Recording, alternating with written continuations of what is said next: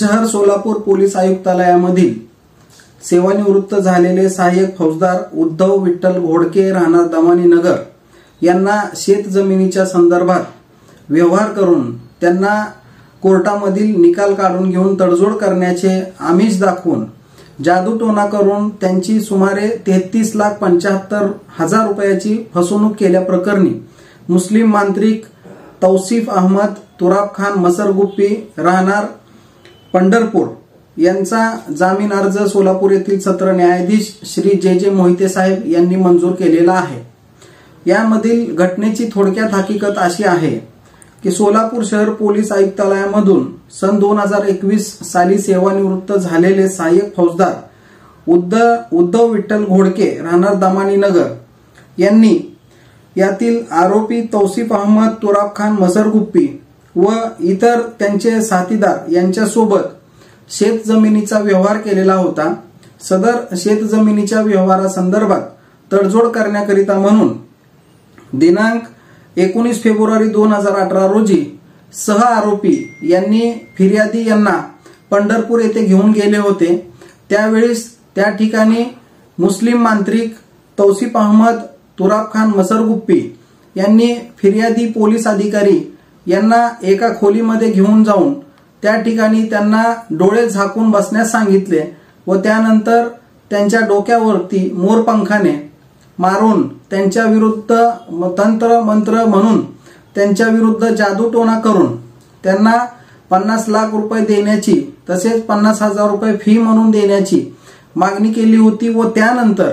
फिर्यादीने वेळोवेळी आरोपींना वेगवेगळ्या पद्धतीने रक्कम दिलेली होती आणि एकूण रक्कम रुपये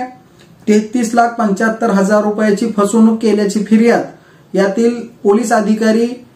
यांनी फौजदार चौडी पोलीस स्टेशन येथे दिल्याने त्यांच्या विरुद्ध भादवी कलम 420-34 अन्वये गुन्हा रजिस्टर नंबर 626/2024 अन्वये गुन्हा दाखल झालेला होता।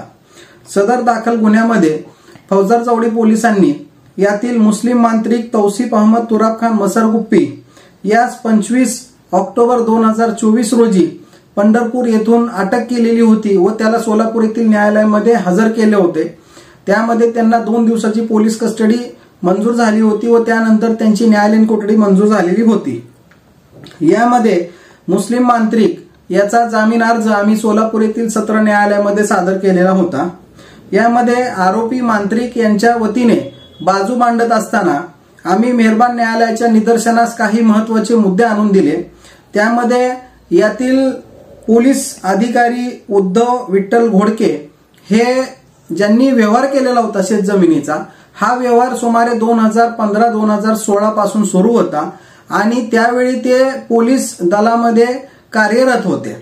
तसेच ज्या पद्धतीने त्यांनी फिर्यादीमध्ये सांगितले की 2018 मध्ये 19 फेब्रुवारी रोजी त्यांच्या विरुद्ध जादूटोणा करण्यात आला, या मांत्रिकाने मंत्र म्हटले असे जे त्यांनी आरोप केलेले होते, तर त्या संदर्भात त्यानंतर म्हणजे 2018 पासून ते 2022 पर्यंत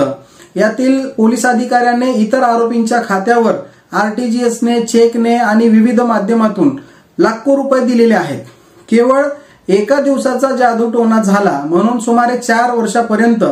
पैसे देण्याचं कुठलंही कारण येत नाही आणि हा व्यक्ती जे फिर्यादी आहेत ते सर्वसामान्य व्यक्ती नाहीत, त्यांना कायद्याची पूर्ण जाण आहे। एकंदरीत हा संपूर्ण प्रकार हा दिवाणी स्वरूपाचा वाद आहे आणि दिवाणी स्वरूपाचा वाद असताना या दिवाणी स्वरूपाच्या वादाला केवळ फौजदारी वळण देऊन रक्कम वसूल करण्याचा एक शॉर्टकट मार्ग या ठिकाणी फिर्यादीने अवलंबलेला आहे आणि पोलीस अधिकारी असल्याचा त्यांनी गैरफायदा घेतलेला असल्यामुळे त्यांनी खोटी फिर्याद दाखल केलेली आहे असे मेहरबान न्यायालयामध्ये युक्तिवादामध्ये आम्ही सांगितलं। तसेच यामध्ये मुस्लिम मांत्रिक बाबा यांनी या फिर्यादी विरुद्ध जे काही जादूटोणा केला असे त्यांचे आरोप आहेत, त्यावेळी ते जे काही मोरपंख होते किंवा जे काही द्रव्य त्यांना पाजण्यात आलेलं होतं, अशी कुठलीही रिकव्हरी डिस्कव्हरी पोलीस कस्टडी दरम्यान आरोपीच्या वतीने प्राप्त झालेली नाही। त्यामुळे आरोपीच्या विरुद्ध आगोरी प्रथा ज्याला आपण जादूटोणा वगैरे म्हणतो या कायद्याचे कोणतेही कलम लावण्यात आलेले नाही आणि तपासामध्ये तशी बाब देखील कुठं निष्पन्न झालेली नाही। त्यामुळे एकंदरीत दाखल झालेला गुन्हा हा टेक्निकल आणि तांत्रिक स्वरूपाचा असल्याने व तो खोटा असल्याचा आणि या मुस्लिम मांत्रिक याला खोट्या पद्धतीने गुन्ह्यामध्ये गुंतवल्याचा युक्तिवाद आम्ही मेहरबान न्यायालयासमक्ष केलेला होता। आमचा युक्तिवाद ग्राह्य धरून सोलापूर येथील सत्र न्यायाधीश श्री जे मोहिते साहेब यांनी आरोपी मुस्लिम मांत्रिक तौसिफ अहमद तुराब खान मसरगुप्पी राहणार टाकळी तालुका पंढरपूर जिल्हा सोलापूर यास रक्कम ₹50,000च्या जात मुचलक्यावर तसेच पोलीस स्टेशनला दर रविवारी हजेरी लावण्याच्या अटीवर तसेच साक्षीदारांना कोणत्याही प्रकारे दबाव न निर्माण करण्याच्या अटीवर सशर्त जामीन मंजूर केलेला आहे।